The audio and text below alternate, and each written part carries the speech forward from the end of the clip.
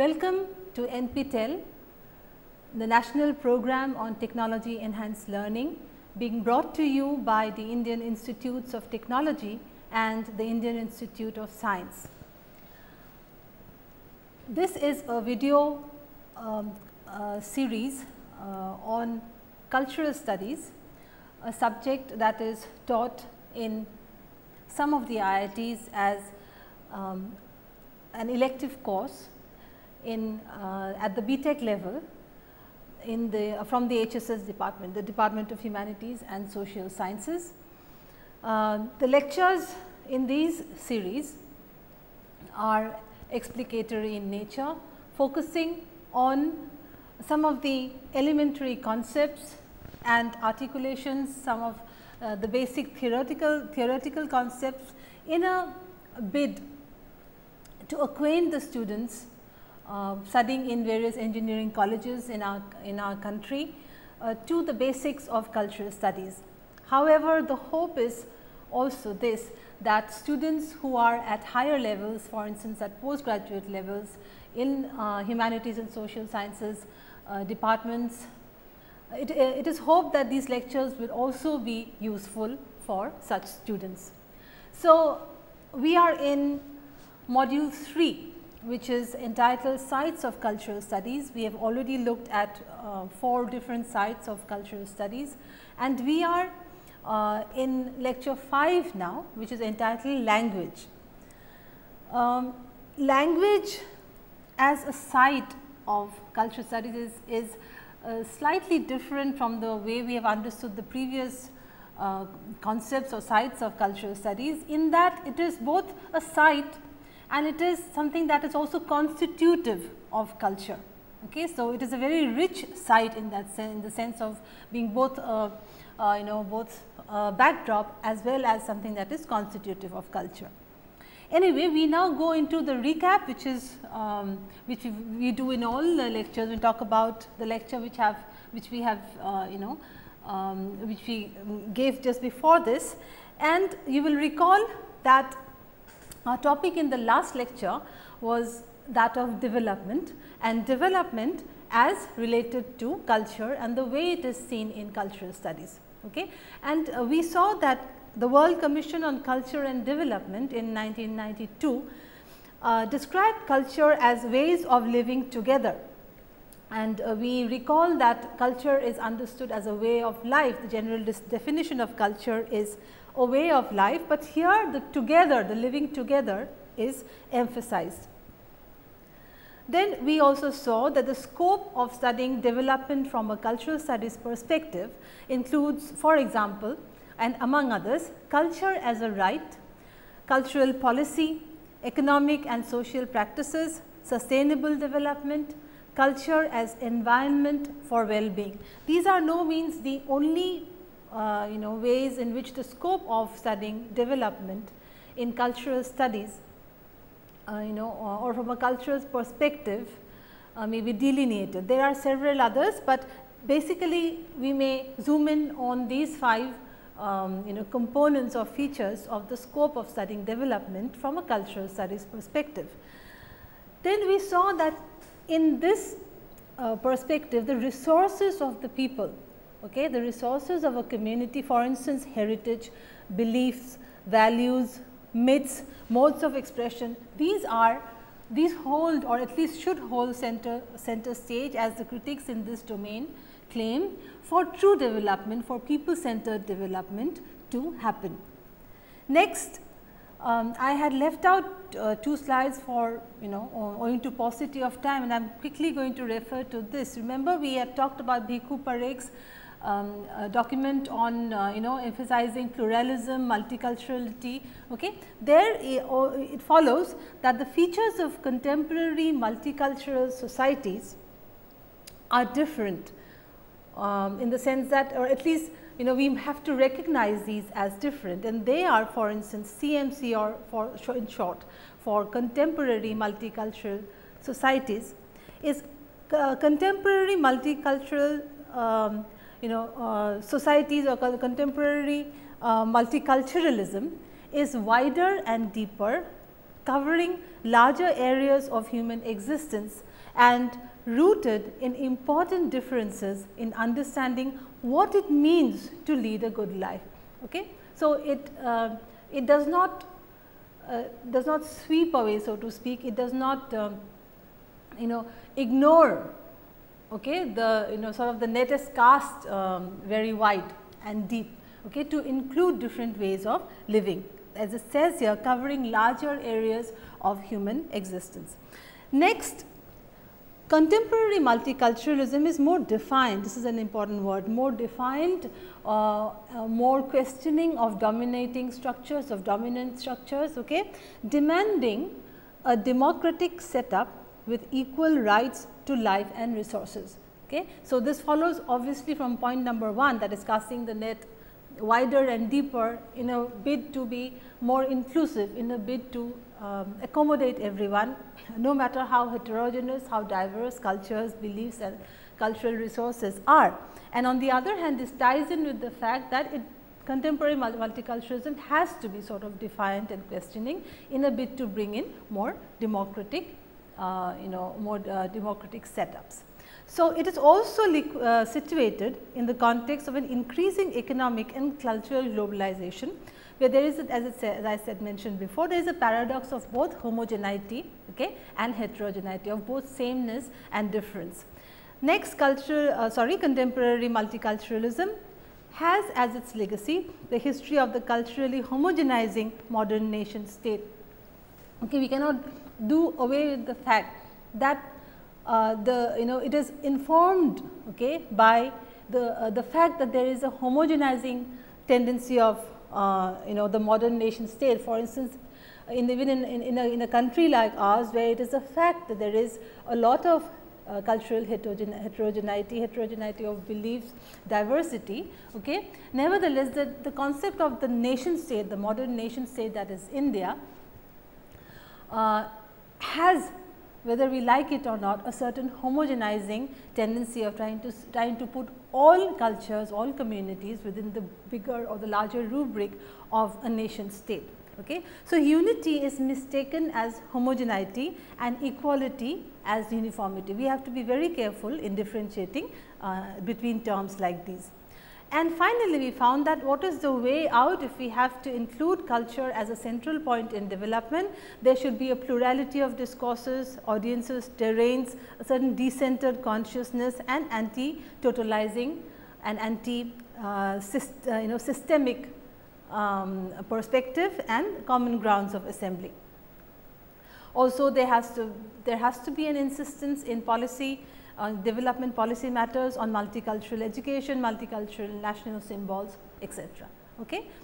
So, well, we now come to the topic of discussion, the side as it were, which is language in today's lecture, and the key sources in these lecture are two books by Chris Barker, and these are you are acquainted with these by now: Cultural Studies, Theory and Practice, and Making Sense of Cultural Studies. Fine. First, let us read from Chris Barker and let us unpack what he has to say. Okay. Language is a central concern of cultural studies. It is the means and medium for the generation of significance or meaning.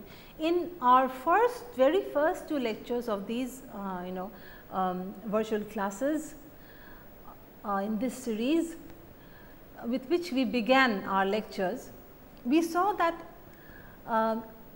contemporary cultural studies is different from it is not that culture was not studied before contemporary cultural studies. Okay. It is different in the sense that there is a larger focus, okay, or a greater focus on meaning, okay, on how meaning emanates, okay, on how significance emanates, on on the way symbols are harnessed and used, right. We also noted that there was the political angle was immensely important and is an important central feature of doing cultural studies, as it were.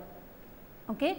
And we also understood very importantly you know, at times the textual nature of culture, okay, and we compare it to a language. That is, we have also said that culture is like a language, or even that culture is a language. Okay. So, language, therefore, Barker rightly says that language is a central concern of cultural studies. And why so? Because language is, look at this here, both the means and the medium for the generation of significance or meaning. Okay. It is both the tool that we use and the vehicle or the medium through which any meaning or any significance or even any value, okay, system is instantiated. It is largely, if not solely, through language. Next, he goes on to say the concept of meaning is core to the explication of culture, and that is why language is, as I said, already a site, okay, where culture happens. Culture happens, we may say, through language. So, the concept of meaning is core to the explication of culture. To investigate culture is to explore, let us underline this, to explore how meaning is produced symbolically in language as a signifying system. Okay. Look at the importance of language here. Language constitutes culture. Okay. And if you want to understand culture, if you want to analyze culture, if you want to explore culture, as Barker says, if you want to investigate culture, as he says, what we need to do is to, our exploration should be on how, okay, on how meaning is produced through language. Next, he says, here meaning is generated through difference. Okay, we already had already talked about post-structuralism and the importance of difference, how meaning is differential in any text for that matter, that there is nothing no ontological meaning ascribed to any word. Okay. Meanings emanate from a system of difference where every unit gets its meaning or its significance because it is not something else, which you call getting the meaning by negation, or in relation to in relation to other words in the system. Okay. For instance, we saw that a word like cat is understood because, from the point of view of meaning, because it is not a dog or because it is not not another animal, and secondly also through sound, that is, it is not, the cat is not a bat or a hat or a man. Okay. Also, we can say that dwelling places like house, hut, hovel, shed, mansion, villa, all these individual words, okay, are possible or take on their meaning or significance only by not being the other. So, you recognize the meaning of a house is that it is not a hovel or a mansion. Okay. So, meaning emanates from a system of difference. Here meaning, let us look at this, here meaning is generated through difference, the relation of one signifier to another rather than by reference to fixed entities. That is, language in this sense, a sense begun by Ferdinand de Saussure and finally reaching its most radical, if I may use the word, radical enunciation in the work of Jacques Derrida, okay, and where language is said to be non-referential. Language does not refer to any fixed entities in this world in an independent object world. Okay. This of course has huge philosophical implications which I am not going to go into. So, okay, beginning with these words of Barker, language is a central feature of cultural studies. Okay. It is both the means and medium through which meaning and significance emanate. Okay. It is the vehicle of the production of meaning, and if you have to understand culture, which is like a language because it operates through a system of difference through signifying practices, okay, then we have to consider it as a language. Okay. Meaning is and to show how, like language, meaning in culture is also generated through difference. Right. So, now you see how it is both, language is both constitutive of culture and at the same time being the site of culture. Okay. Therefore, language, if you look at this slide, language is both the means, right, through which meaning happens or meaning is generated, and it is both is also the medium for the generation of meaning. Such is the importance of language. Culture, therefore, is also like a language, or culture happens in language, because we have seen already in other lectures that culture is also defined as maps of meaning.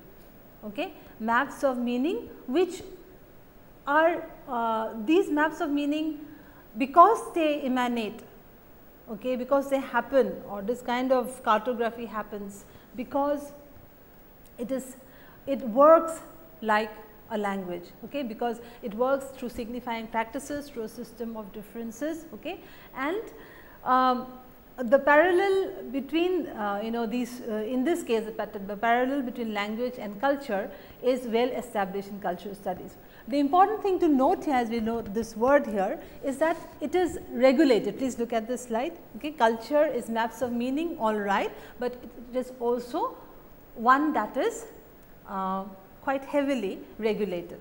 Okay. Objects, and then further we may go on to say objects and practices, objects in our way of life, in our living, okay, and practices of living, right. Therefore, how do they gain significance? If you look at this slide here, objects and practices gain significance or meaning, even value, through precisely the play or crisscrossing of discourses. If you recall, in our module, in our second module, which was devoted to key concepts, we talked about discourse. One whole lecture was devoted to discourse, okay, and we understood discourse as ways of speaking, very simply put, as ways of speaking about something. So, objects and practices in culture also gain significance through the crisscrossing of discourses, simply put, through the crisscrossing of language. Okay. So, the way of life, even if you feel that it is of course it is material, okay, of course it is something that is observable, something that is tangible, so much so that when somebody proposes that culture is textual, we may quite strongly react to that, to such an articulation, right. But we are not saying that culture is only textual, that culture exists only as marks on a page, okay. But the point is the articulation of culture, okay, the articulation of these objects and practices, and therefore their meaning generation and significance happens because of discourse. Okay. This is a point that has to be noted very, very carefully. Okay. Fine. Next, again let us read from Barker. Culture can, now this is in a way his this is the summing up of the previous slides, and you will recognize it here. Culture can be regarded as regulated maps of meaning. These maps are constituted by crisscrossing discourses through which objects and practices acquire significance. Culture is a snapshot of the play of discursive practices within a given time and place. This is very important. Okay. Look at the metaphor of the snapshot, right, of the photograph. Culture is a snapshot in a specific time, in any specific time and space. Okay. It is like a photograph that has been taken, and that time and space is frozen in that photograph, and depends, and that snapshot depends on the circumstances of the time and place. So, culture is a snapshot of the play of discursive practices within a given time and space, and the important word here is, if you look at this slide, very important to note that these are not fixed, and these the metaphor of the snapshot, for instance, the snapshot is not once and for all. Every different moment you have different snapshots, okay, meaning that all snapshots therefore are temporary in the sense that they are not eternal. In the same way, okay, culture is, and the articulation of culture, the regulated maps of meaning are ever changing, fluid and dynamic, and also temporary. Then in making sense of cultural studies, Barker says, the machinery and operations of language are central concerns and problems for cultural studies. Now, look at these two words, the machinery and operations of language, that is looking at language as a system, trying to find out, like a machine for instance, how these are constituted, what are the different units that go on to make this system called language, okay? And the operations of language. You can see these metaphors from engineering. Okay? The machinery and operations of language are the central, if not chief, concerns of cultural studies. Then he says, indeed, the investigation of culture has often been regarded as, look at this, as virtually interchangeable with the exploration of meaning produced symbolically through signifying systems, that work like a language, most important, okay, that work like a language. Let us look at this again. A, the machinery and operations of language are central concerns, and also it says, uses the word problems. These are problems for cultural studies. For instance, they are not easily, there is no easy answer for them, they cannot be solved so easily. Okay? They are both the concerns and problems of cultural studies. Indeed, the investigation of culture has often been regarded as, this is the point we had discussed earlier, let us see how Barker has articulated it, as he says, virtually interchangeable with the exploration of meaning produced symbolically through signifying systems that work like a language. Okay? So, culture works through signifying systems like a language. Okay? So, I think this is clear by now. We have dwelt on this point of language being a central feature of cultural studies in the last few slides. Therefore, culture, as you look at this slide, culture is like a language. Okay? It works like a language. So, there are similar mechanisms at work if you look at these. Why? Because like language, okay, culture is also about the selection and organization of signs. Okay. This takes on the most important meaning. Culture works like a language precisely because it is it is the selection and organization of signs and signifying practices. Now, let us again read from Barker, if the study of culture centers on the generation of meaningful representations, right. Okay, look at this. One is you study how meaning happens, you study the signifying practices, you study, as he says, the machinery and operations of language, to lay bare how culture works like a system of signs, how culture like language, okay, involves, right, the selection and organization of signs. That is one part of the story. Okay. The other part of the story is this. Please look at this slide. Then the power to name and to make particular descriptions stick forms the core of cultural studies. Okay. There is the play of power and politics, if you look at the slide just before this, in the very selection and organization of science. Therein is the whole business of cultural studies. Okay. Why do we select certain signs and not others? How and why are there certain ways of organizing these very signs and not other ways of organizing these very signs, when these others are always potential ways of organizing signs. This is also tied to the whole idea of categorization. Okay? We categorize or we carve out reality through categories in certain ways. Okay? Now, is this the only way to carve out reality? These are questions that are raised both in philosophy and in cultural studies. Okay? Are these the only ways that reality may be carved out?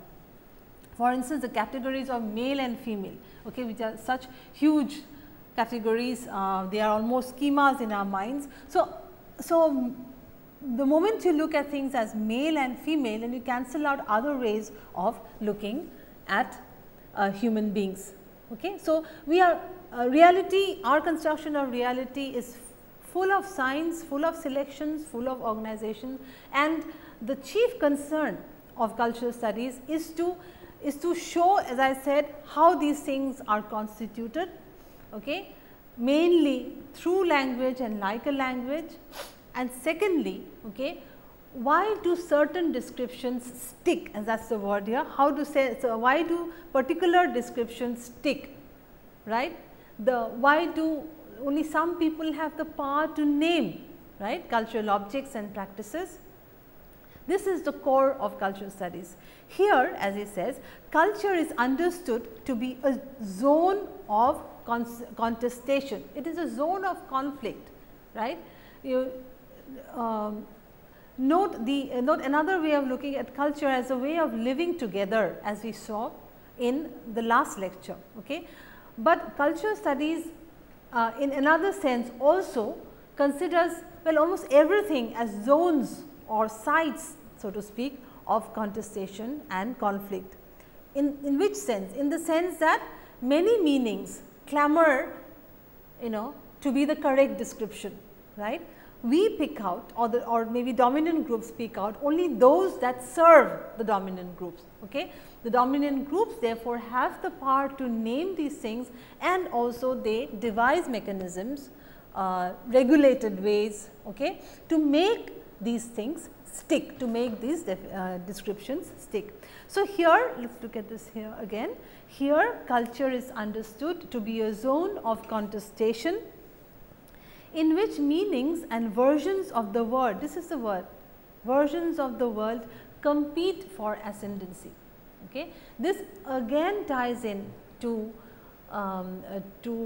perspectives in philosophy that claim that we can only have different ways of living and maybe myriad potential ways of, it says here in this slide, versions of the world, meanings and versions of the world. So, which version of the world sticks is not necessarily because it is the best version of the world or the best description of reality.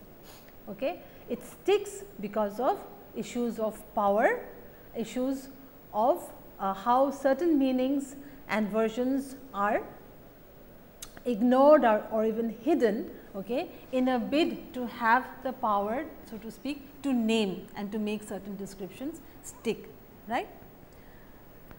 Now, before we go on to further explicate this, it may seem that we are caught, so to speak, in this language trap of looking at culture as a language. You could also say that we are caught in this culture trap, right. So, in a sense that always the power to name will reside with dominant groups, or the feeling that no other version, that some versions are always doomed to remain kind of latent possibilities. But as Barker says here and elsewhere, I mean in these books and elsewhere, right, he asks, how is change possible at all, or are we always to be in this trap? There are ways out, and these are also the concerns of cultural studies. Okay. One is imagining alternative possibilities. One would have to first acknowledge the fact that change can be done, okay, and change is brought about only by imagining that there may be other possible alternatives. Once you imagine, once you may, once you think, or you can kind of visualize, right, you can visualize that the world can be different, that descriptions can be different, only then can change be possible. So, first is imagining alternative possibilities. Second is very important, redescription. Remember, in the beginning of this lecture, we discussed this point also. We said that culture is regulated maps of meaning, culture is ultimately discursive. Do you recall? The culture is a matter of, what was the term? Matter of the play or crisscrossing of discourses. Okay. Now, if we have to change this site, what do? We have to begin to redescribe, and this redescribing, or going by the definition of discourse, is a way of speaking or having new ways of speaking, devising new ways of speaking about anything of reality, of gender, of sexuality, of race, of caste, class, etc., new ways of looking at it enables us to come out of this language trap or culture as the trap of dominant language or sorry of dominant groups. Okay. So, let us begin to re-describe. We are going to talk about it anew, okay, dismantling the usual categories, for instance, right. Then resignification, the next point is resignification, that is the signs, right, the signs that, remember I think it was in the lecture in post structuralism perhaps, where we had talked about a bit about Saussure, or in structuralism, sorry, on Saussure, and we said that there is no one-to-one correspondence between an object and the name we give to an object, that much, almost the whole of it, it may be claimed is arbitrary by nature, right. So, but signs also, Saussure also agrees that finally some signs become accepted. There are some correspondences which are maintained by convention, and they are very difficult to dismantle. For instance, the traffic signal system of say red, amber and green is so ensconced in our culture, in our minds also, that we do not find any reason to dismantle these and, for instance, replace these with say pink, lavender and and indigo, for instance, right. But people, culture, ways of living, realities of domination and oppression are not like traffic signals, okay. And at times it is very important to re-signify things, to make things, to sort of dismantle the conventionalized things that have kind of achieved a status of almost naturalness. It is important to question and reframe the whole process of resignification of objects and practices. Then next point here is point number 4, recognizing the politics of the signifier, right. Remember again that we had spoken about a sign being divided into a signifier and the signified, okay. So, assigning signifiers and their meanings, concepts that are signified is not a wholly arbitrary, from the point of view of politics and cultural studies, is never a wholly arbitrary and sort of innocent, sort of neutral sort of matter, okay, that just so happened that this signifies some, this signifies that. Now, recognizing that there is politics, there is power involved in the signification process is another way in which change, as said, or coming out of the language cultural trap is possible. Then finally, social contradictions, recognizing very well that there are certain contradictory forces in our social lives, in our cultural lives, that we cannot do without, that it is a reality of our social lives, of our cultural living. So, this is something that we have to first acknowledge, okay, as we don't sweep it under the carpet, that everything is hunky dory and that we don't there is no contest and all classes, caste classes are kind of happy with their own situation. It is never like that. So, a realization, a recognition, so to speak, of the existence of social contradictions and how to work on this, further on these. Okay. These are also other ways of bringing in change, and that is dismantling or coming out of the cultural trap. Quickly look at it again. How is change possible? We have to be able to imagine alternative possibilities. Okay. We should be able to write, or we should be able to articulate new descriptions that may be completely, that might completely take us off our mark. Okay. we should have newer discourses, right. We should be able to re-signify, to question and then have new frameworks of signification, in which the politics of the signifier is something that we have to admit and work on. And finally, we have also to understand that society, social and cultural living is full of contradictions, right. So, it is a very rich, it is an array of possibilities of how to get over or to sort of conquer the language, the cultural trap. Then again, coming back to language and how Barker has, Barker has articulated these, we will read again. Well, Barker says, further, the signifying practices of language endow material objects and social, look at this, material, okay, language endows material objects and social practices with meanings that are brought into view and made intelligible to us in terms which language delimits. This is very important. Okay. The sign system, the signifying practices of language, it is only through that is why language is a site and something that is constitutive of culture. Okay. I think this quotation brings out the facts so beautifully, right.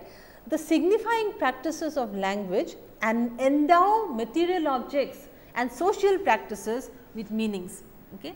Meanings are meanings of these practices and objects, okay, are possible, they happen through discourse, through language, and they are made intelligible to us in terms only of language. Okay, look at this term, in terms of which, look at this please, in terms which language delimits. So, language will again make the boundaries within which something is intelligible, right. This again brings in the primacy of language, right. At the same time, it shows very beautifully, it shows the way out for us. For instance, if you re-describe, okay, if you re-signify, right, if you have different newer frameworks of describing, what are these? Material objects, socio-cultural practices, okay, then you also break what is given here, the word here, the delimitations. Do you follow? The delimitations that language imposes on our intelligibility, the understanding of cultural practices. Let me read this again slowly. Further, the signifying practices of language endow or give material objects and social practices with meanings that are brought into view and made intelligible, that we understand these to us in terms which language delimits or which language sets out or sets for us. Further, language structures which meanings can or cannot be deployed under determinate circumstances by speaking subjects. As such, language is implicated in forms of power, with cultural politics operating at the level of signification and text. Of course, the pronouncements as these have not, it's not that they have not undergone a lot of criticism, particularly by Marxist critics, for instance, by critics from the material, from the school of materialism, for instance, okay, who are some of who are deeply against this whole idea of culture as text. Okay. But since we are talking about the primacy of language as a site and a constitutive factor of culture, okay, we may consider these to be of importance. So, as such, language is implicated in forms of power, with cultural politics operating at the level of signification and text. Next, well, in his book Cultural Studies Theory and Practice, Barker talks about the philosopher Richard Rorty, and we will spend a few slides or a few minutes on Rorty. Richard Rorty is an important philosopher when it comes to what we call the anti-representationalist school of thought or perspective in philosophy. Okay. So, Rorty, there let us look at two important statements by him. Okay. This is not simply a metaphor, the word conversation, right. Rorty considers culture as conversation. This obviously immediately brings into the picture the primacy of the speaking subject, right, the primacy of language, the primacy of discourse, all of which we have seen so far. Okay. So, Richard Rorty and his work may be considered or may be brought in here to throw more light or in support of language as a site and as a constitutive feature of culture. Okay. So, Rorty calls culture a conversation, okay, and therefore, points again to the primacy of language in culture. Okay. Now, what we will do is we will look at the way Barker has summarized Rorty's contribution to this what we call anti-representationalist school of philosophy. Okay. First, now let us take these one by one. First, Rorty's contribution is this: the formation of meaning and culture as formed in the joint action of social relationships. Okay. It is not again that it is not that it is said that the formation of meaning and culture or even the primacy of language, it is not that it happens in a rarefied realm of simply language. Okay. His contribution here is that he sees this formation of meaning and culture as through language, all right, but as formed by the, as he says, the joint action of social relationships.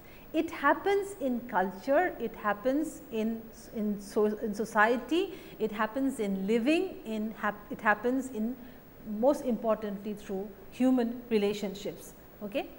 Second, he points to what Barker calls the constitutive and action orientation of language in the context of social dialogue. Again, look at this carefully. You see how Rorty is avoiding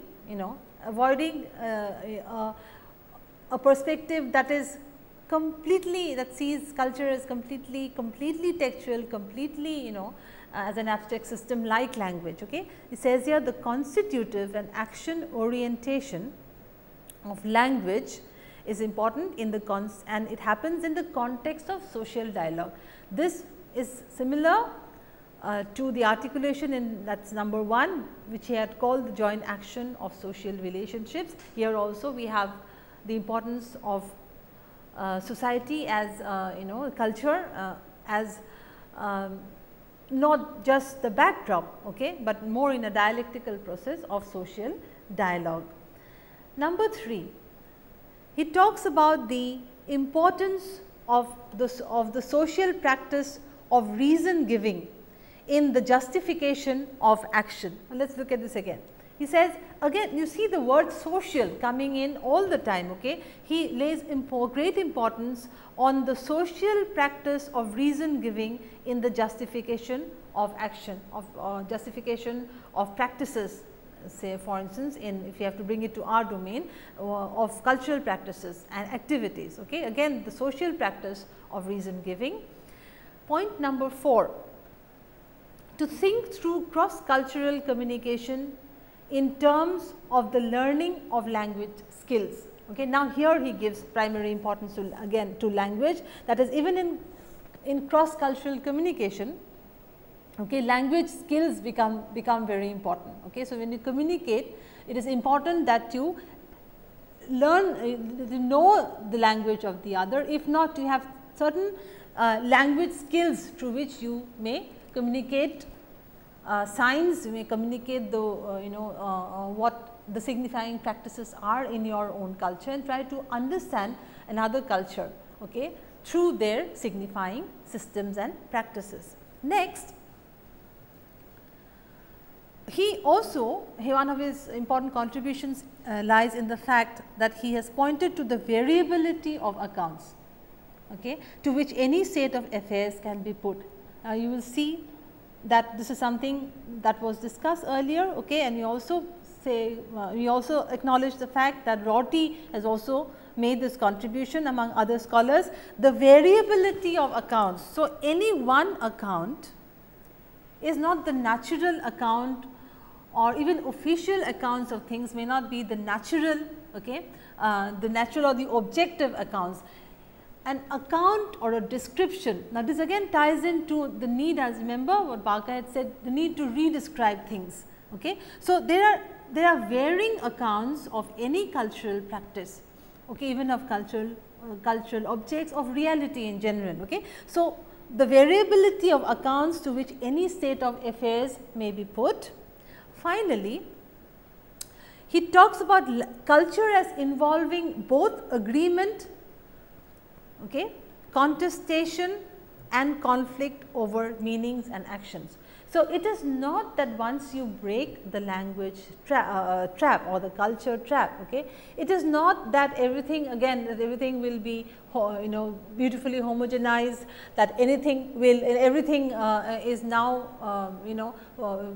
without conflict and full of peace and harmony. The point here is you have to live with the fact that culture involves at any stage in any given time and space will involve conflict and contestation apart from agreement. So, there is, if you use the word dialectical process between agreement and contestation, there will be further agreement and further contestation. Okay. So, this is those of you who are interested on how Rorty may be kind of sort of harnessed for cultural studies may go on to look at this philosopher, right. Therefore, Rorty's contribution belongs to the field of anti-representationalism, that things cannot be represented, right. There is no God-like vantage point or important point of certainty from which to survey the world and language separately in order to establish the relationship between them. So, there is no God-like view, there is no God, God view of the world, which is the one view of the world. We have to have, says, a variability of accounts, we have to have redescriptions and resignifications, at the same time living with the fact that there would be agreement and contestation always working in dialectical processes. Okay. It is not that we are doomed to be so, but within this we may again work through systems of redescription, resignification. Okay. We can work towards a situation where we understand these and try to make the world a better place. Therefore, there are no objective truths and there can in the Rortyian scheme be only justifications. Okay. So, we now move to the discussion, and for instance, the important question here which I have harped upon a couple of times is how is language a site of culture, right. This is a module on sites of culture. So, how is language a site of culture? Language is a site of culture in the sense that